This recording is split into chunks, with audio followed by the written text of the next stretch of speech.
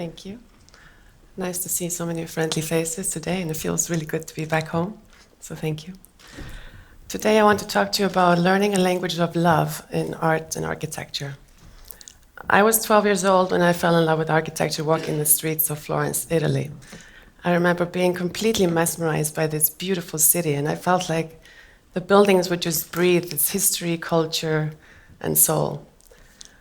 So much so that I didn't really want to eat or drink. I just wanted to soak in the beauty of Brunelleschi's Duomo, the Palazzo Vecchio, and all the gorgeous sculptures that were situated around the city.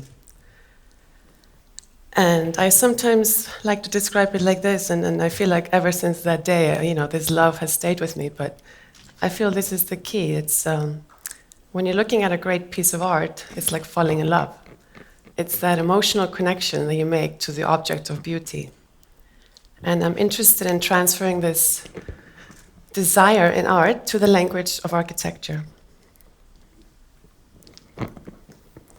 This is a quote that was made by Winston Churchill addressing the English Architectural Association. There's no doubt whether about the influence of architecture and structure upon human character and action. We make our buildings, and afterwards they make us. They regulate the course of our lives. Maybe Churchill was in a really good mood that day, but I feel like it's a very complimentary to my field. But I sometimes wonder also, is it human society that reflects or inspires architecture, or is it the other way around? Does architecture inspire human society? And I really feel like it's both ways, because architecture is kind of a mirror on our times, period, people, and it can reflect the social, political, economic, and so forth. And it really tells the time of each period. Nature. I feel like nature is really the biggest piece of art that we all own. So I grew up here in Iceland with this dynamically beautiful organic landscape, which is still a very constant inspiration in my work. Even though my main office is in Los Angeles, I always look back to this land for inspiration. I feel like it's so wildly dynamic, of beautiful black beaches next to a white glacier, next to a hot spring, and it's very powerful. And I feel like that's part of the reason maybe there are so many wonderful artists that are coming from Iceland these days, whether it be fashion, music, poetry, etc. I feel like nature is also quite feminine and quite sensual, and I'm interested in exploring sort of the sensuality of spaces, and I feel like they should inspire serene spaces and joy. And I always kind of tell my contractors when they want me to build something simple, and I say, no, but there's no straight lines in human bodies, there's no straight lines in nature, so why should I build straight houses? And then they threaten to give me a ruler for Christmas. This is a project of mine that is inspired by sunflowers. I had this project called Girasol, which means sunflower in Spanish, and we took the opportunity to create like this blossoming flower inside the restaurant and then backlit the space. Flowers, I think, are quite a peaceful and joyful thing to try to replicate or enjoy. And then the building is clad in a flower-clad steel. And this one is kind of like an entry into the vessel of a flower, and sort of going straight to the heart. One day I was sort of walking in the garden, I saw this leaf, and kind of like the light hit the shadow of this leaf, which was the inspiration for this chair that is made out of 5 pieces of bent wood. It's interesting in today's technology how you can actually do so many things, so I don't have to build straight anymore. It's a legal excuse, So this is a chair, quite comfortable. This is an idea that I had for a project, and it's kind of actually imitates really Icelandic nature. You have that strong mountain on one side, and then that delicate flower on the other side that kind of leans up against it. And I feel like it reflects, maybe it's a bit romantic, but it reflects the people that live here and the nature, because you're really strong people, but yet a little bit vulnerable. And I think vulnerability is quite a necessity to have, especially if you want to be creative and if you want to fall in love.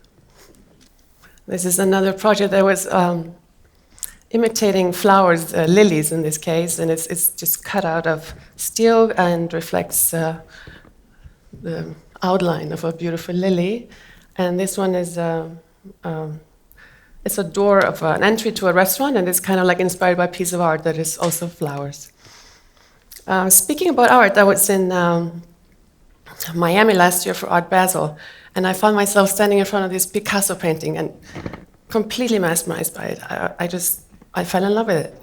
And it was kind of strange to me because, I mean, I've studied Picasso over the years and I've always admired it, but never fallen in love with it. So I felt like maybe when the student is ready, the teacher will find you, or maybe I was at the right time at the right place. And it's so much that goes into the piece of art, but at that moment, I felt passion in this little piece. And I always feel like the original creator of that piece, he has to have created it from the heart, and with passion and clarity. So at that moment, I wanted it. I really wanted that Picasso. I just couldn't help it. And then I feel like I was ready. And you know how sometimes people say, when you're projecting your own thoughts towards others, you point a finger towards somebody else, where there's really 3 fingers pointing back at you. So you're really reflecting onto others what you yourself are feeling inside. And that was exactly, talking about opportunities, is what happened to my 2 buildings in Beirut, Lebanon. I had this wonderful client in LA who was Lebanese, and he asked me to design a building on a beach in Beirut.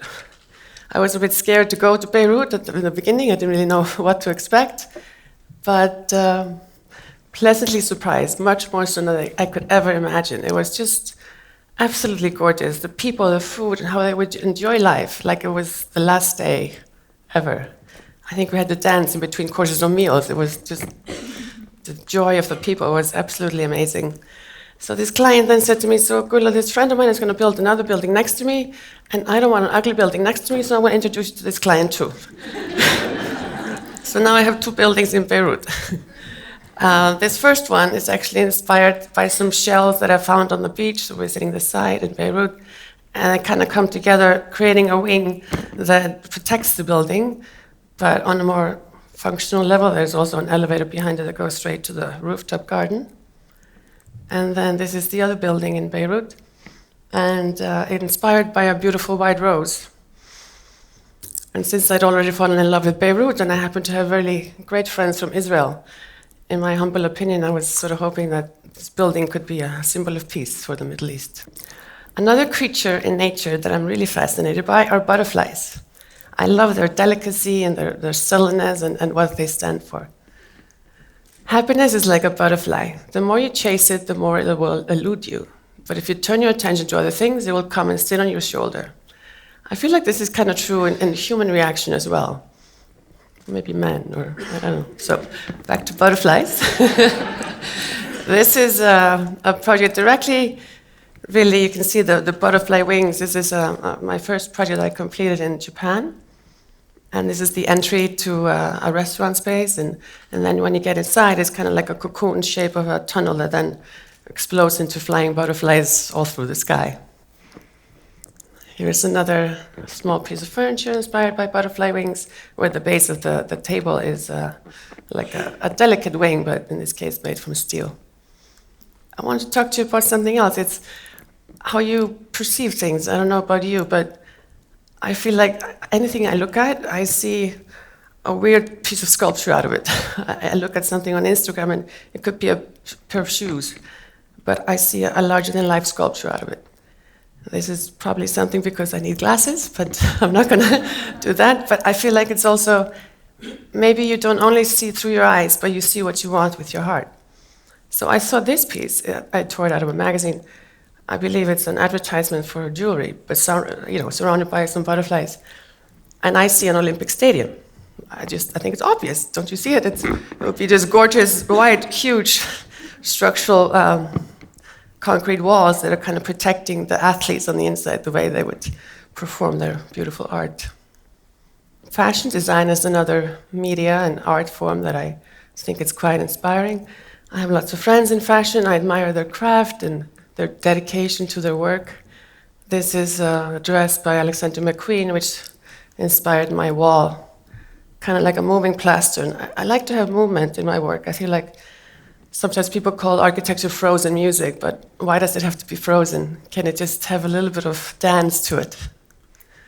This is the Chanel Camellia flower, which inspired a project that I was doing here in Iceland, actually, a ladies' spa called Bathhúsið, and we constructed this 4-meter brass rose, which is a central fire feature at the spa. And then this is a hotel I'm designing in Macau, China.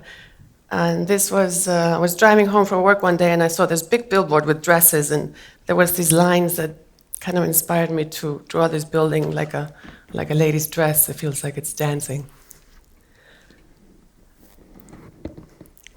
I want to bring us some, not so much glamorous, but another attention to is, there's a big need for clean water around the world, and this is a big problem that we all have. And I'm right now interested in helping. If anybody can help, we should all help a little bit.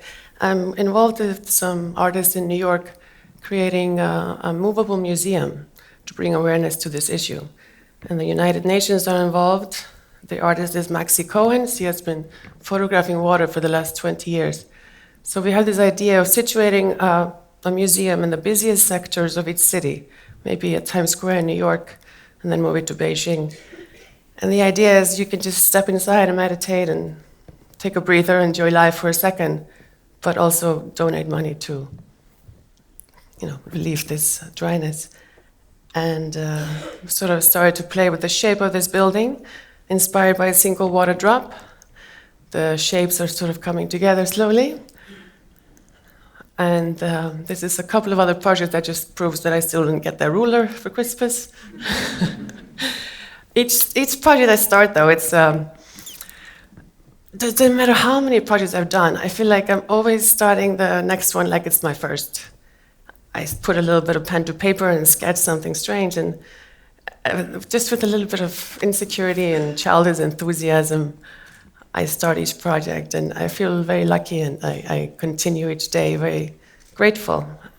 So together with this anticipation of falling in love, and with my all-female staff, I hope I can tell a message to young people that are creative and have some interest, is that there's really no limit to creativity as long as it comes from your heart.